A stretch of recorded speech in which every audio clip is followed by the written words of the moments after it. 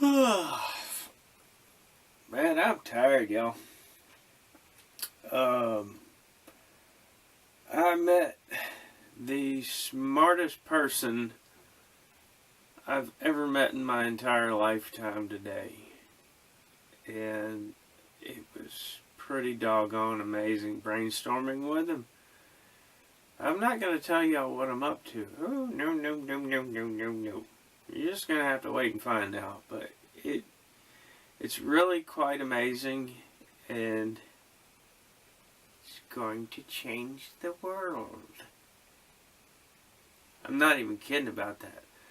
But anyway, I've got a few changes for the Blackbird that are going to be I've got one that is now a standard modification, and I'm going to go over it in a minute. The first part of this video is about a little bit more in depth about exactly how to adjust the clutch, and a little bit more about the eccentricities about the clutch. So here's that. One of the issues is that the clutch spring is temperature sensitive, so it kind of acts like a thermostat spring. I was able to figure this out when I sent back some guns to Rich. Now, at the time, he was living in Arizona, and it was summer, and I tuned them up in here. They were working fine, and I sent them off to him, and he said, "Hey, man, what gives? These don't work. None of them work." I said, "Well, what's going on with them?" He says, "Well, I mean, they're firing, but no BBs are coming out." So, I mean, I knew that was because the clutch was too tight, and I had to figure out what was going on. And that was the only thing that I could think of. And I've been talking with some other people, like especially during the winter, and they'll say, "Hey, man, I got BBs hitting BBs."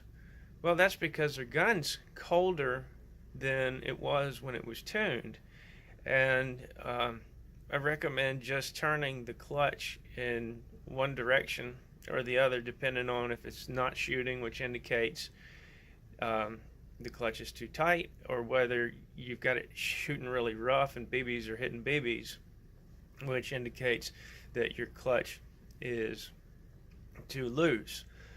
And clockwise for more tension, which would help you in the case that yours is too loose, and counterclockwise for less tension. So righty tighty, lefty loosey.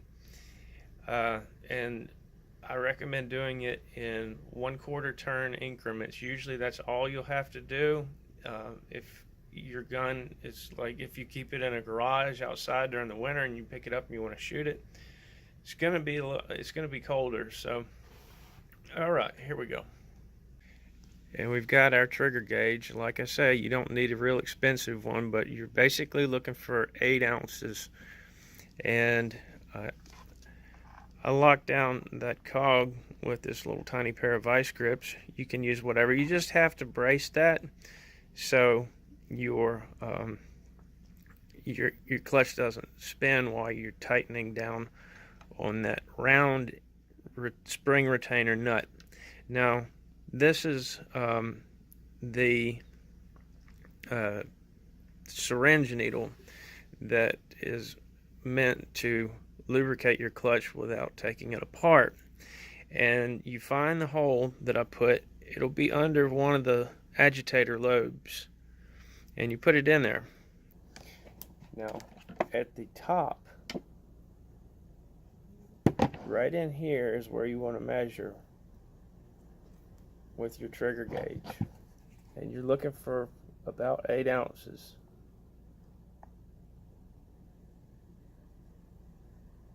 So we're at 6.1.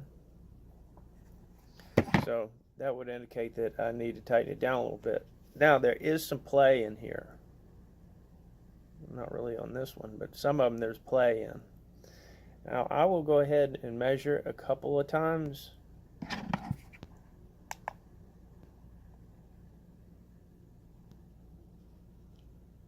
Because I've already gotten this one to where I want it.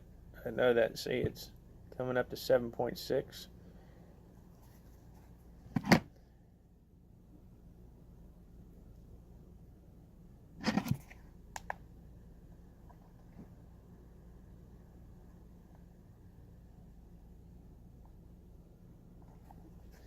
So between 7.6 and 8.4, I'm going to call this good. And I've also got some semi-permanent Loctite in there. So I'm going to let this cure, and hopefully after lunch I'll be able to fire it and then get it back home. It's for you, Tree Jerk. Love you, brother. By the way, Tree Jerk is an awesome person. He is one of the most positive people that I know, and there's nothing better than surrounding yourself with positive people, because that's what makes the world go around. And I tell you what, I'm just so blessed with all of you guys being positive people. It is really, really awesome. Okay, now we're going to get to the new mod. Let me explain this to you before I show the picture, because all I've got is a picture. I had some video about it, but you don't really need that. Basically, inside the magazine, the BB shaker is this metal plate. Do y'all hear that? It's rain. It's raining here. Can you believe it? It hasn't rained here in 5 minutes. It's incredible. But now it's raining again. Okay, I'm sorry. Back to what I was talking about. The BB shaker. When I build a new mag, this problem has plagued me for years. This has been a thorn in my side. It has literally taken me years to figure out. I was close a couple of years ago, and I didn't pursue it any further. But I got a spare magazine so I could start toying around with you guys' stuff, knowing that I had spare parts in case I screwed anything up. So, it was like 1 or 2 builds ago. This is what I did. Now, this isn't the same gun. This is the one I did finish today. Yeah, did the guinea pig. No, I'm just kidding. I made sure that it would work. And I also did this one in the, I can't remember the name of that board. The Apex board build with the screenshot from last night. So, and I've also done it in one of my guns, so it works hands down. The purpose of this is to keep them from jamming. In the past, what would happen is that I would get a new gun, brand new gun, and I would put all my stuff in it and get it all tuned up, and it would work fine. It would work great for a while, and then it would start jamming.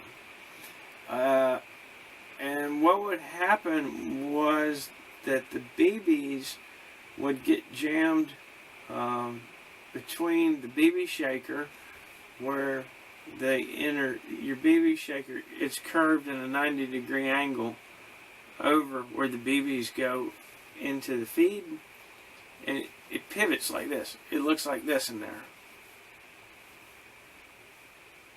Okay, so anyway, I figured out what happens is that there's what it pivots on. There's this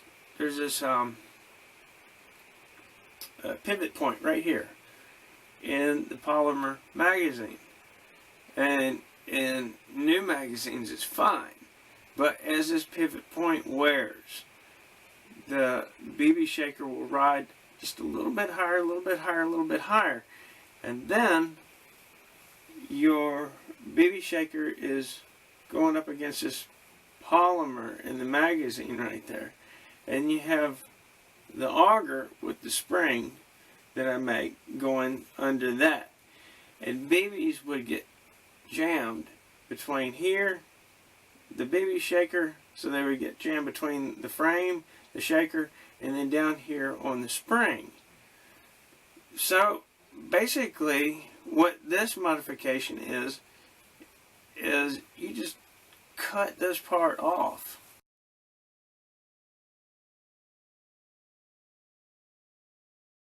Once there gets to be wear in it, or I just started doing it for all bills now because you don't need it with my auger in there. You do not.